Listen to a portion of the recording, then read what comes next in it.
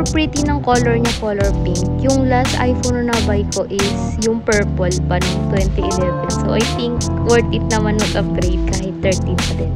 Ayan, 100% na ang battery, hindi na mabilis malobat.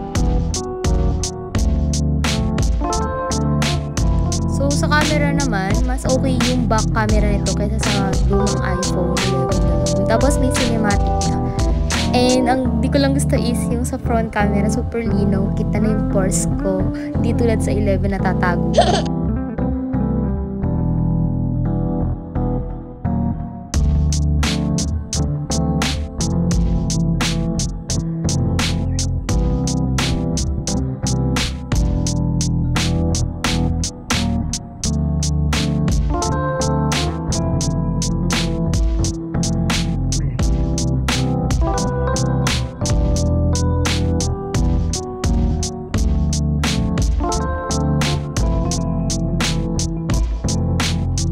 This is my actual unboxing na from the mall sa Robinsons. Malunos na ako kasi ayoko na lumuyo.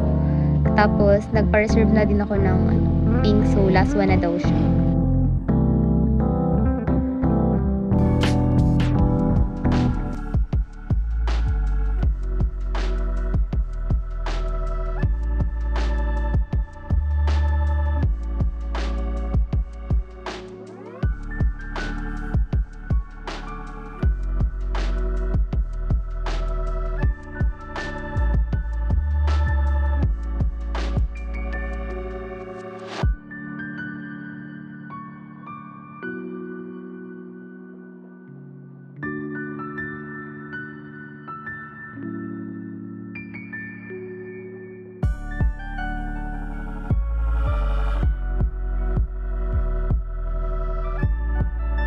So, ito na yung pinaka-inaabangan kong part, yung inaalis na yung cover na screen.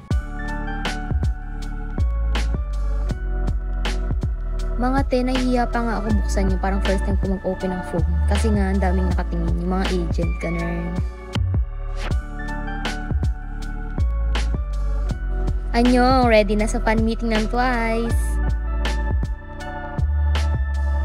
Sa next video, magtuturo ko kung paano maging part ng Shopee affiliate. Yun lang, thanks for watching. I think worth it pa rin siya. Ayun, see you Twice!